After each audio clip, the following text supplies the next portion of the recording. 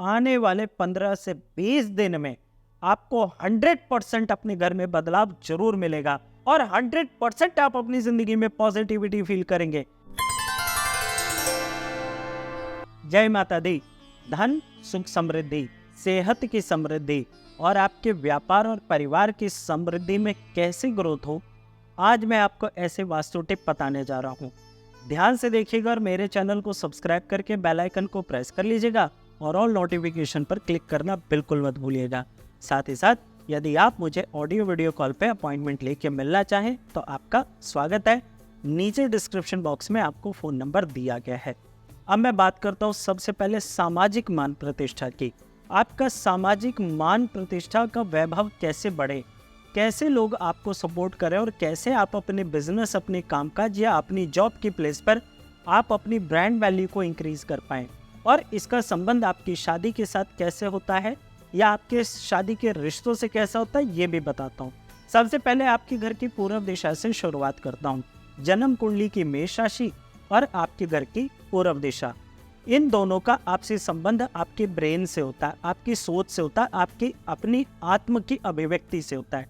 यदि आपके घर की पूर्व दिशा में किसी भी प्रकार से टॉयलेट वहाँ पर बना हुआ होगा, बाथरूम बना हुआ होगा, वहाँ पे डस्टबिन रखा होगा, कबाड़ रखा हुआ होगा, वहाँ पर आपने किसी भी प्रकार से स्टोर रूम बना दिया गया होगा, तो आपकी समाज में मान प्रतिष्ठा नहीं बढ़ पाती। लोग आपके प्रति सामने सामने हो सकता है इज्जत करते हो, लेकिन पीठ पीछे आपके बारे में भली बुरी बातें कह दिया करते हैं। और इसके अलावा जब आप अपने काम में, अपने बिजनेस में, अपने प्रोडक्ट या अपनी सर्विसेज को एक ब्रांड वैल्यू या एक टॉप ब्रांड बनाना चाहते हैं, तो इसका असर उस पर भी आता है। इसके साथ जब शादी की बात आती है आपके घर में बच्चों की या किसी की जिसकी शादी नहीं है उसके प्रति, तो आपके परिवार या आपके प्रति पड़ोसी नेगेटिव बातें बोल दिया करते हैं। और आपको ये भी तो पता होगा ना कि अक्सर लोग इंक्वायरी तो करते ही हैं, भाई लड़के लड़की का काम क्या है, इसका बिहेव कैसा है, समाज में उठता बैठता कैसा है। अभी तक तो इसके बारे में थोड़ा बहुत तो जानकारी की जा रही है, आगे भविष्य में जब नहीं की जाएगी तब का तब देखेंगे। और कुल मिला करके इस डायरेक्शन को संतुलित करना आपके दिमाग को ठीक करने और आपकी सोच को ठीक करने के लिए भी जरूरी होता है। इसके बाद मैं आपसे बात करूंगा अगली वास्तु टिप के बारे में, क्योंकि मैं आपको 8 टिप्स बताऊंगा यहाँ पर। अगली वास्तु टिप आ जाती है आपके घर की साउथ डायरेक्शन। साउथ डायरेक्शन आपकी नेम एंड फेम की होती है, आपकी प्रोस्पेरिटी जो नाम और प्रसिद्धि की होती है उसको बढ़ाती है। अगर आपके घर की इस दिशा के अंदर किसी भी तरह से कोई भी गड़बड़ी है, तो आपकी कुंडली के अंदर मंगल और शनि, ये 2 ग्रह आपको अच्छा रिजल्ट नहीं देते, और इन दोनों के अच्छा रिजल्ट ना होने से आपके घर में मंगल कार्य निर्विघ्न संपन्न नहीं होते, और आपके घर के अंदर कभी किसी का काम परमानेंट नहीं सेटल होता। बार बार काम को बदलना पड़ता है, बार बार काम के अंदर प्रॉब्लम आती है, बार बार आपकी मान प्रतिष्ठा इस आपके काम के चक्कर में खराब होने लग जाती है। तो ईस्ट डायरेक्शन इसलिए और साउथ डायरेक्शन किस लिए, ये आपको समझ आ गया होगा। इसके बाद मैं आपसे यहाँ पर क्या चीज़ होनी चाहिए, क्या नहीं होनी चाहिए, वो बता देता हूँ।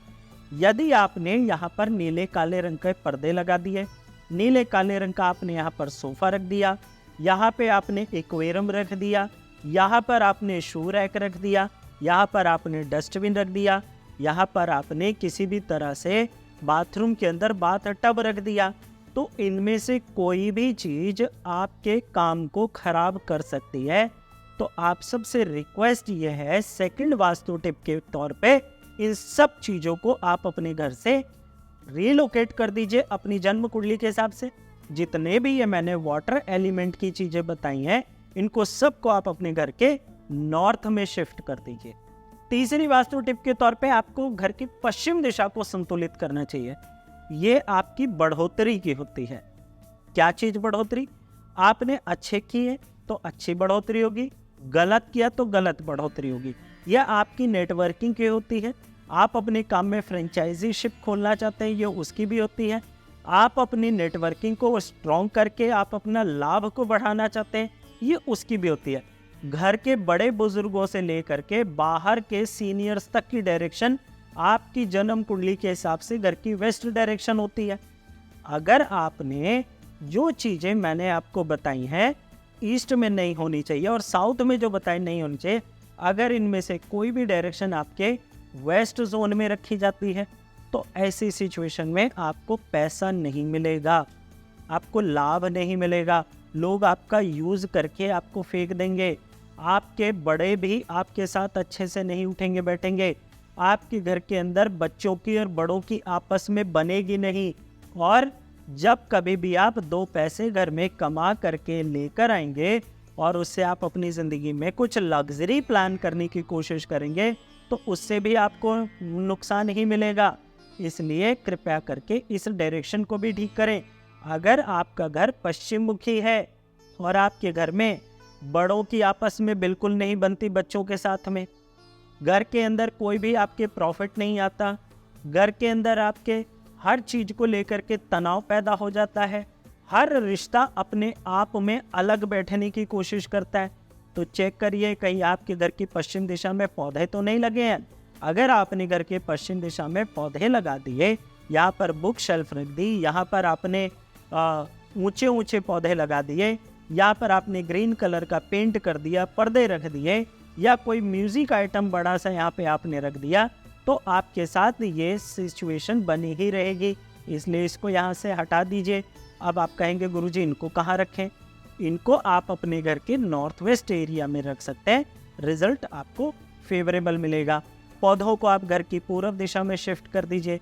अगर नहीं शिफ्ट कर सकते और आपको नुकसान हो रहा है तो घर के अंदर से पौधे निकाल करके कहीं पार्क में लगा दीजिए और वहाँ पौधों की सेवा करिए। ये हो गई तीसरी वास्तु टिप। अब इसके बाद मैं फोर्थ की तरफ बढ़ता हूँ। फोर्थ हो जाती है आपके घर की नॉर्थ डायरेक्शन। नॉर्थ डायरेक्शन को कुबेर का स्थान कहा जाता है, माता महालक्ष्मी का स्थान कहा जाता है। धन कमाने के अवसर की दिशा होती है, जल तत्व की दिशा होती है। यहाँ से पता चलता है कि आपको जिंदगी के अंदर पैसा कमाने की ग्रोथ कैसे मिलेगी। बुध ग्रह इस दिशा के मालिक माने जाते हैं, चंद्रमा इस दिशा के कारक माने जाते हैं। अब यदि आपने इस दिशा के अंदर जो साउथ दिशा में रखने वाला सामान है, अगर आपने नॉर्थ दिशा में रख दिया, जैसे क्या लाल गुलाबी रंग का पेंट हो गया, यहाँ पर आपने किचन बना दी, यहाँ पर आपने डस्टबिन रख दिया, या यहाँ पर आपने किसी भी प्रकार से पीले रंग का पेंट कर दिया, या आपने यहाँ पर बड़ी सी किसी भी बाबा जी की या गुरु की फोटो लगा दी, या आपने यहाँ पर घर में मंदिर बना दिया और आपने उसमें पीले रंग का कपड़ा बिछा दिया, या पीले रंग की आपने बंधनवार वहाँ पे लटका दी, तो ऐसी सिचुएशन में आपके घर में फाइनेंशियल ग्रोथ रुकने लग जाती है।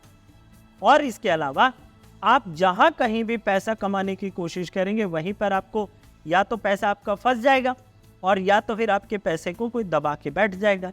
इसलिए इस दिशा को आप बिल्कुल संतुलित करें। अब मैंने आपको 4 ये तो बता दिया।